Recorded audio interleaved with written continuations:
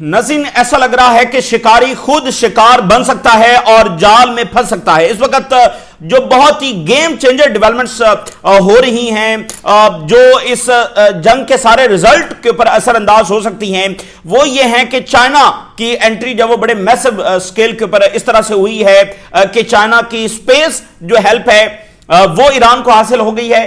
China की जो navy है वो इस जंग के अंदर जब वो शामिल हो चुकी है और ईरान को हेल्प कर रही है। कोई भी ओआईसी मुल्क जिसके ऊपर अमेरिका ने अटैक किया हो, किसी भी ओआईसी मुल्क को रशिया या चाइना या किसी और ताकत की जानिब से इस तरह की सपोर्ट अगेंस्ट अमेरिका हासिल नहीं हुई। यानी अगर हम इराक की बात करें तो इराक तो बिल्कुल आइसोलेटेड था, ठीक है ना, और रीजन भी साथ देने को तैयार नहीं था। चाइना उस वक्त कोई बड़ी ताकत था ही नहीं और रशिया तो बिल्कुल सपोर्ट देने के लिए तैयार नहीं था उस तरह से, ठीक है ना। तो और खुद वो अभी सोवियत यूनियन का कोलैप्स हुआ था, वो इस पोजीशन में भी नहीं था कि कोई बड़ी सपोर्ट जब वो दे सके इराक को, ठीक है। तो किसी भी ओआईसी मुल्क को वो सपोर्ट हासिल नहीं हुई। एक तो यानी ईरान जितना कोई ताकतवर मुल्क जिस पर अमेरिका ने अटैक किया हो उसकी कोई मिसाल नहीं मिलती।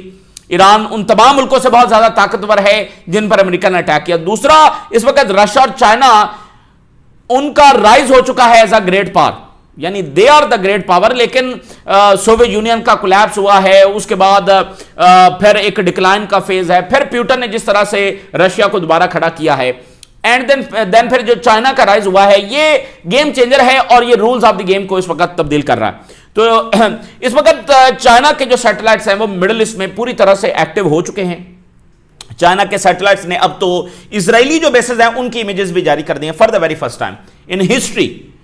इजराइल की ये बेसेस तो इंतहाई सिक्योर समझी जाती हैं, किसकी जरूरत है कि वहां पर परिंदा भी पर मार सके भाई। चाइना जो इजराइल की बेसेस हैं वो उनके ऊपर कौन जाकर निगरानी कर सकता है कि वहां पर क्या हो रहा है और क्या नहीं हो रहा। और इसके साथ न सिर्फ इजराइल की बल्कि अमेरिकी बेसेस अक्रॉस द रीजन और डियागो गार्सिया, इस सब की जो सैटेलाइट इमेजेस हैं वो चाइना ने जारी की हैं। अच्छा, चाइना ने तमाम जो इंफॉर्मेशन है वो ईरान को डिलीवर की है। इनके कौन से जेट्स कहां पर खड़े हुए हैं, किस बेस पर कितना एयर डिफेंस है, वो किस पोजीशन में खड़ा हुआ है, यानी कहां पर डिप्लॉय किया हुआ है, जेट्स कहां पर खड़े हुए हैं।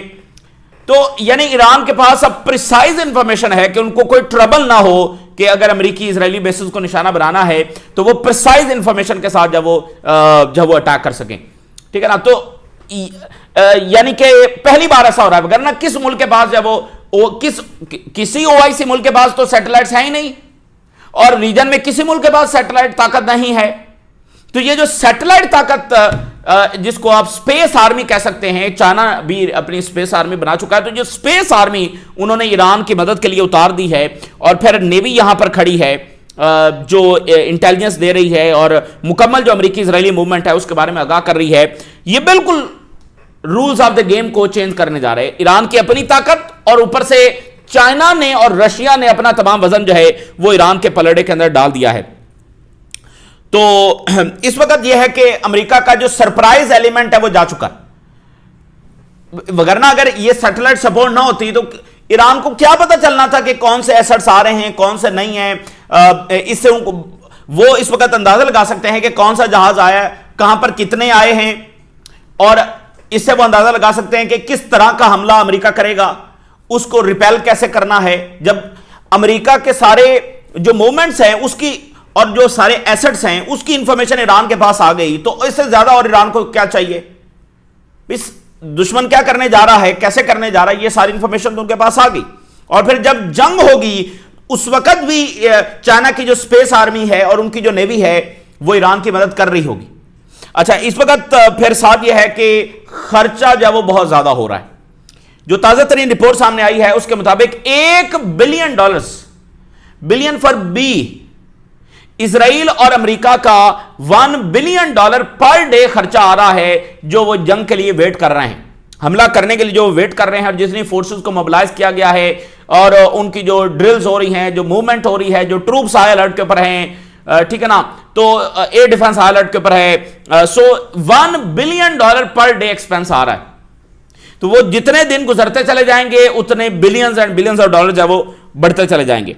और यहां पर नाज़रीन एक और चीज ये होने जा रही है कि जो स्टेल्थ इरा है उसका भी खात्मा होने जा रहा है।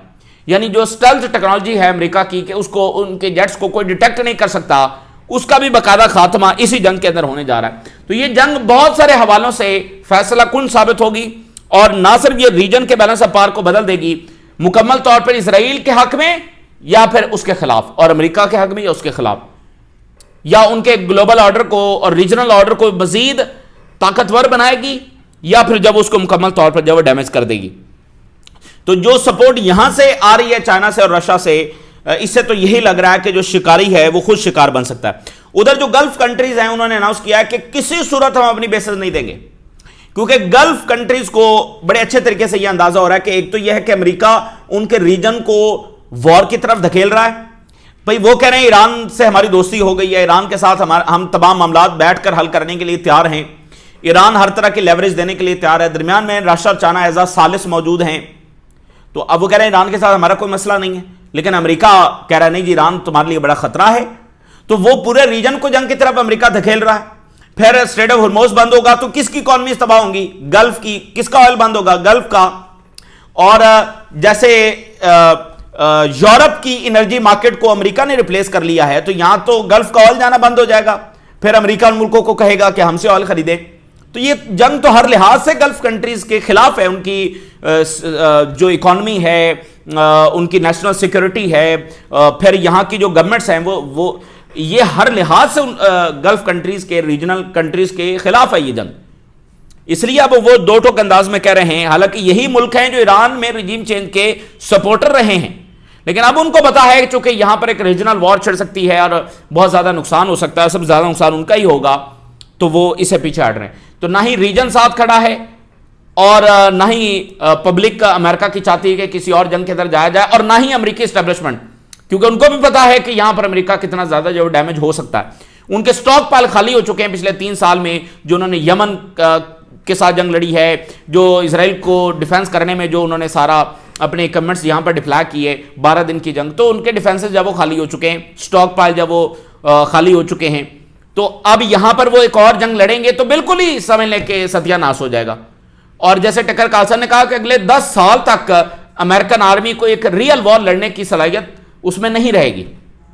तो क्या से क्या हो जाएगा फिर 10 साल में? तो ईरान में इस वक्त बहुत सारी ड्रिल्स रिपोर्ट हो रही हैं, मुख्तलिफ एरियाज में जो वो ड्रिल्स की जा रही हैं। तो ये तमाम सूरत हाल जब आपके साथ शेयर करेंगे।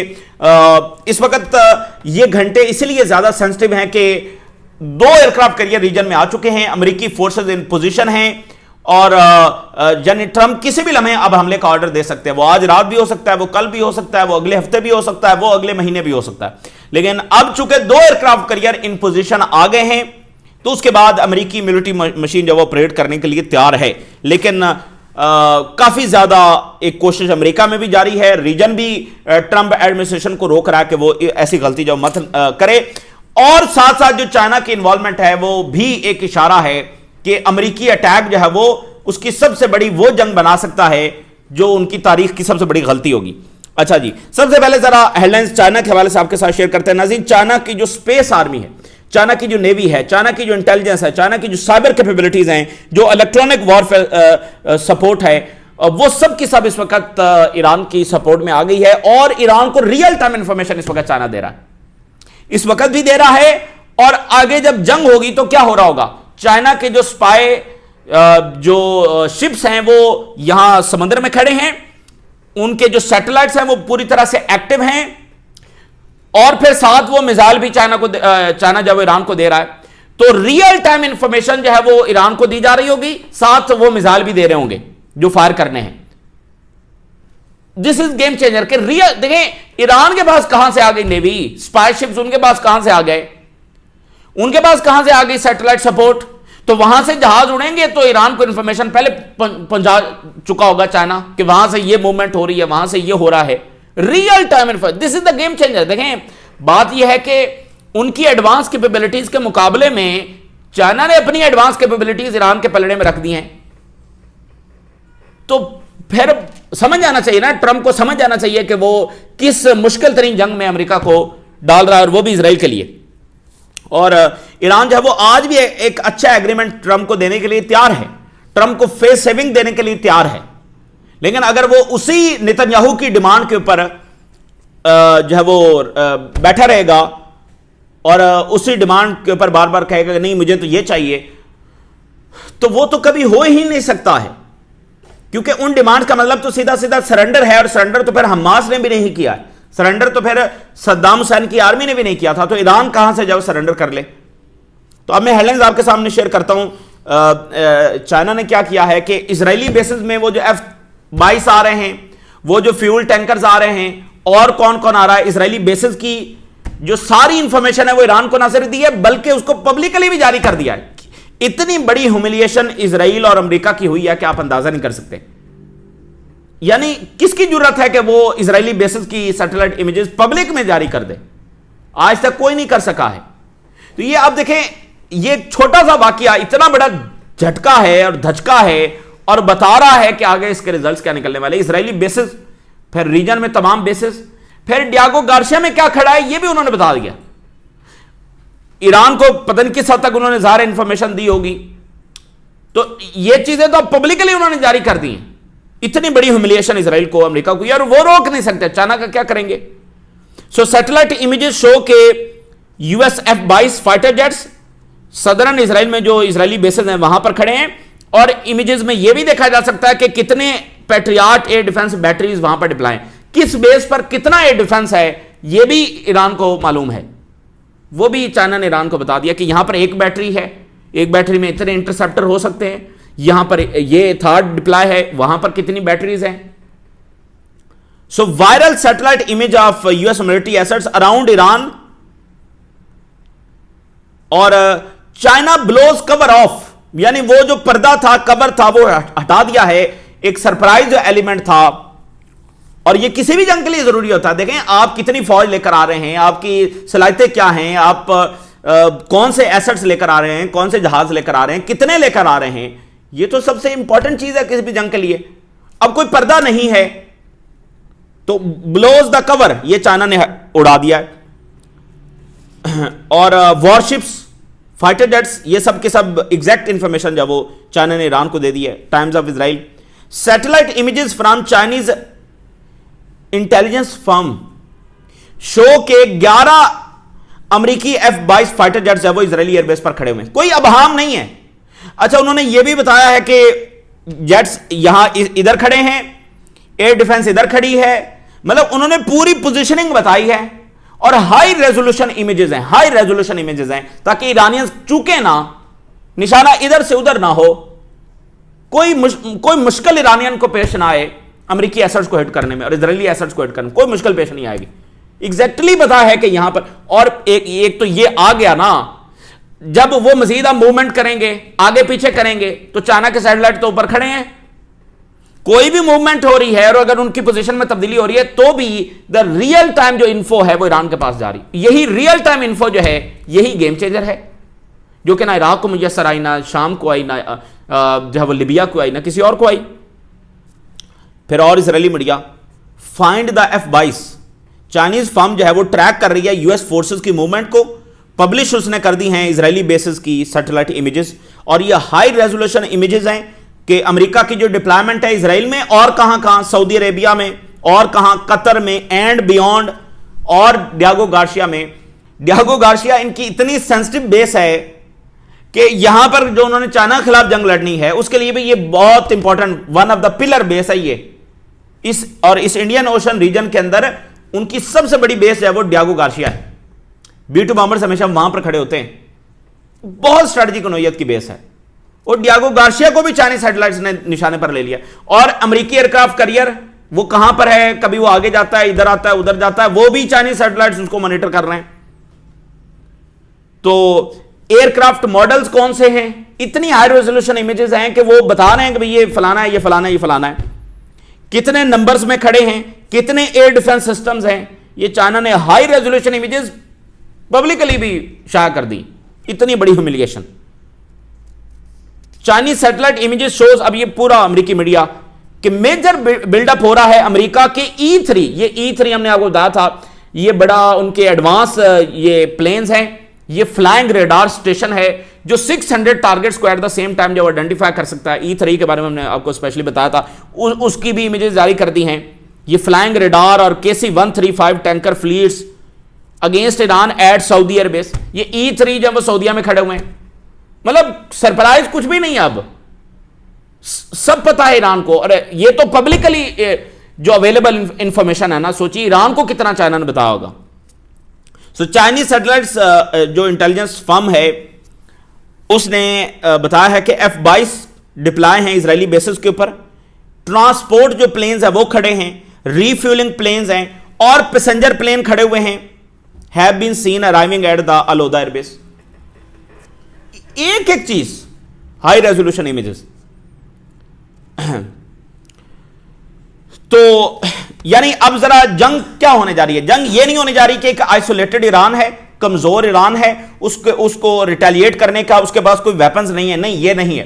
ताकतवर ईरान है, उसके पास हजारों मिसाइल्स और ड्रोन्स हैं, पीछे रशिया और चाइना और नॉर्थ कोरिया की सपोर्ट है, और उनके डायरेक्ट जो मिलिट्री एसेट्स हैं वो खड़े हैं यहां पर और इंतजार कर रहे हैं अमेरिका का। जब यहां पर जंग लॉन्च होगी तो क्या होगा? जो इधर नेवी खड़ी है वो डायरेक्टली ईरान को रियल टाइम इन्फो दे रही होगी, ऊपर से सैटेलाइट्स रियल टाइम इन्फो दे रहे होंगे, फिर 7 सुपरसोनिक मिसाइल जो चाइना दे रहा है, यानी कि अमेरिकी नेवी का बंदोबस्त करने के लिए साथ क्या आ गया? सुपरसोनिक मिसाइल्स आ गए।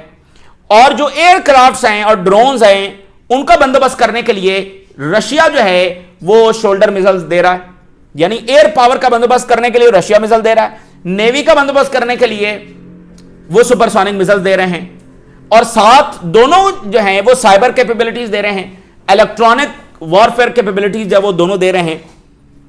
तो इससे ज्यादा कोई एक अलार्मिंग सिचुएशन ट्रंप के लिए हो नहीं सकती।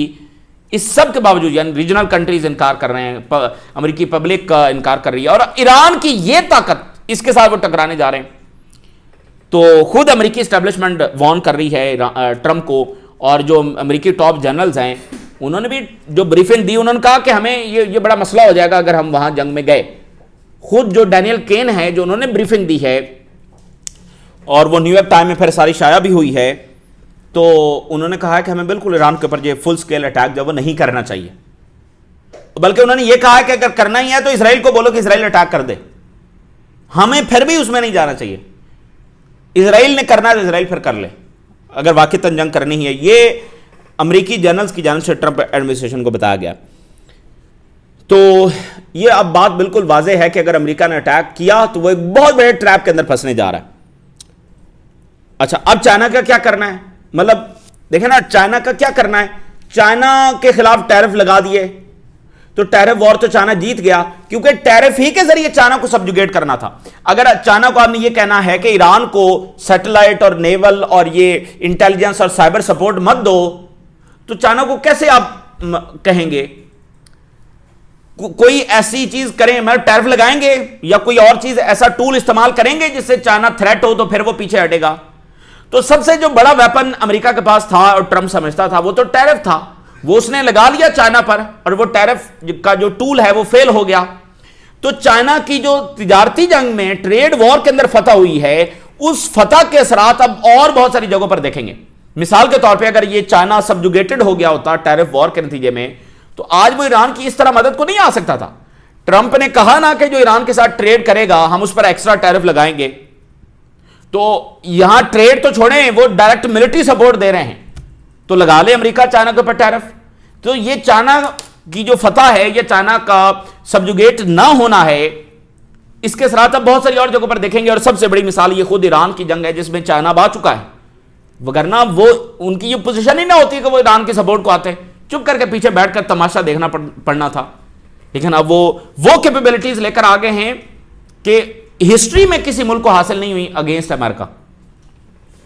और गल्फ की भी सुन लें, यूएस वेस्ट एशिया एलाइज जो हैं refuse to open air space and bases for strikes on Iran. ना ही एयर स्पेस देंगे ना ही बेसिस देंगे। अब ये बिल्कुल तमाम मुल्कों की जानब से दो टोक अंदाज में बता दिया गया है। न्यूज वीक ने लिखा है कि ट्रंप के मिडिल ईस्ट जो फ्रेंड्स हैं will not let him use their bases to strike Iran. Trump के ये जो मिडिल ईस्ट के दोस्त हैं ये अलाउ नहीं कर रहे ट्रंप को, अमेरिका को, कि ईरान पर जब अटैक किया जाए इनकी बेसिस को इस्तेमाल करते हुए और इनकी एयर स्पेस को इस्तेमाल करते हुए। तो इतने ही इंडिकेटर्स होते हैं किसी समझदार लीडर्स के लिए। इस सब के बावजूद अगर उसने कुएं में छलांग लगानी है तो फिर अब उसकी मर्जी है।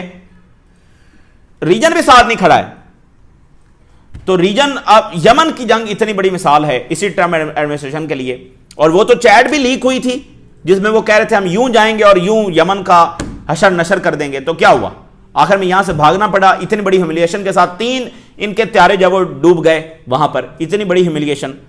और ये तो फिर ईरान है, अगर उन्होंने इनके एयरक्राफ्ट कैरियर को हिट कर दिया तो फिर क्या होगा, क्योंकि चाइना दे रहा है सुपरसोनिक मिसाइल्स और चाइना रियल टाइम इन्फो दे रहा होगा, ऊपर से सैटेलाइट्स बता रहे होंगे कहां पर ये एयरक्राफ्ट कैरियर खड़ा है, फिर क्या करेंगे। तो चाइना की सपोर्ट यकीनी बनाएगी इन कैरियर्स को हिट करने के लिए, जो कैपेबिलिटीज चाहिए वो ईरान को मुयसर आ जाएंगी। हैरिस ने लिखा है the price of waiting for war with Iran, $1 billion की प्राइस है पर डे। एयरक्राफ्ट कैरियर, जंगी बेड़े, जंगी त्यारे, ट्रूप्स मौजूद हैं, उनका खाना पीना खर्चा, ये वो सब लॉजिस्टिक सप्लाई है, सर्विलेंस हो रही है। तो $1 बिलियन, कुछ सिस्टम्स होते हैं वो आप जब उनको एक्टिवेट करते हैं तो उनको एक्टिवेट करने का खर्चा है। सो मजमूई तौर पर इजराइल और अमेरिका का $1 बिलियन का पर डे खर्चा आ रहा है हैरिस की रिपोर्ट के मुताबिक। अच्छा जी, अब इस वक्त खबर यह भी है कि चाइना ने वहां साउथ चाइना सी में ड्रिल्स जो है शुरू कर दी हैं। China conducts 4 day PLA patrol in South China Sea, चूंकि साउथ चाइना सी खाली हो गया है।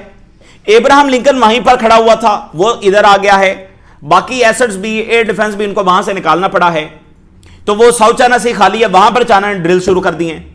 तो ऐसा लग रहा है कि वो लम्हा आने वाला है जिसका चाइना इंतजार कर रहा था कि अमेरिका की जो मजमूई ताकत है वो डिक्लाइन में जाए, कमजोर पड़े तो वो ताइवान को लें।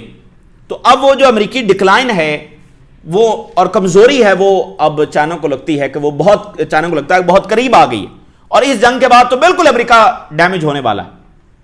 और उसके बाद जो है वो चाइना ताइवान को लेने का वो जो उनका इंतजार है कई दहाइयों का, वो समझ लें कि वो इंतजार खत्म होने वाला है। तो चाइना ताइवान के गिर्द अपना घेरा जो तंग कर रहा है। अच्छा, इस वक्त ईरान के अंदर मल्टीपल एक्सरसाइजेज हो रही हैं, डिफरेंट साउथ में, नॉर्थ में मल्टीपल एक्सरसाइजेज जो वो कर रहे हैं, बिल्कुल वो तैयार बैठे हुए हैं। जेडी वैंस साहब ये फरमा रहे हैं कि ईरान पर अटैक करने से जो रीजनल वॉर है वो नहीं छिड़ेगी। ये वो अब तसलियां दे रहे हैं रीजनल कंट्रीज को और अमेरिकी अवाम को, जी रीजनल वॉर नहीं छिड़ेगी। इट्स मीन कि रीजनल वॉर से खतरा तो उनको है। अब ये उनकी कैलकुलेशन है जी नहीं छिड़ेगी, ईरान कहता है छिड़ेगी, तो वो भी पता चल जाएगा कि छिड़ेगी या नहीं छिड़ेगी। लेकिन ये बात वाज़ेह है कि उनको खतरा है रीजनल वॉर से, कि रीजनल वॉर छिड़ गई तो फिर मामला बड़ा खराब हो जाएगा। तो वो ईरान के अंदर कंटेन करना चाहते हैं इस हमले को, यानी ईरान में लाखों लोग मारे जाएं फर्क नहीं पड़ता, लेकिन अगर इसराइल में कैजुअलिटीज हुई तो फिर मसला हो जाएगा। तो वो कह रहे हैं रीजनल वॉर नहीं छिड़ेगी। तो कैसे नहीं छिड़ेगी? उधर से हिजबुल्ला आएगी, उधर से अंसारुल्लाह आएगी, उधर से चाइना इन्वॉल्व, उधर से रशिया इन्वॉल्व है, उधर से हजारों ईरानी ड्रोन्स और मिसाइल्स हैं, तो कैसे नहीं छिड़ेगी? और उधर से इराक की रेजिस्टेंस है। अच्छा, इंटरेस्टिंग बात यह है कि अमेरिका सीरिया को प्रेशराइज कर रहा है कि चाइनीज जो टेलीकॉम सिस्टम है उसको ड्रॉप करो, वो मत इस्तेमाल करो। तो अब चाइना तो खुलकर सीरिया में है नहीं, लेकिन सीरिया में चाइना बैठा हुआ है और वो कह रहे हैं चाइना से पीछे हटे। तो इसी तरह चाइना इस जंग में भी खुलकर नहीं है। ईरान जंग में उन्होंने ऑफिशियली नहीं कहा कि हम ये सैटेलाइट दे रहे हैं, ये दे रहे हैं, वो दे रहे हैं, लेकिन चाइना जंग में आ चुका है। और इसी को रशियन मीडिया ने लिखा था कि अनडिक्लेयर्ड और अनऑफिशियल एंट्री उनकी हुई है। अच्छा, क्यूबा के प्रेसिडेंट ने कहा है कि हम डिफेंड करेंगे अपने आप को। तो वहां पर भी वो जो 4 कैजुअलिटीज वहां पर हुई हैं, जो अमेरिकी स्पीड बोट थी उसके ऊपर जो वाकया वहां पर पेश आया है, तो अब खतरा यह है कि अमेरिका क्यूबा के ऊपर अटैक भी कर सकता है। तो क्यूबा के सदर कह रहे हैं हम अपने आप को डिफेंड करेंगे। ये इस वक्त की ताज़ा तरीन डेवलपमेंट्स हैं जो आपके साथ शेयर किया हमने। राज रोगा करें, इजाज़त दीजिए, अल्लाह हाफिज़।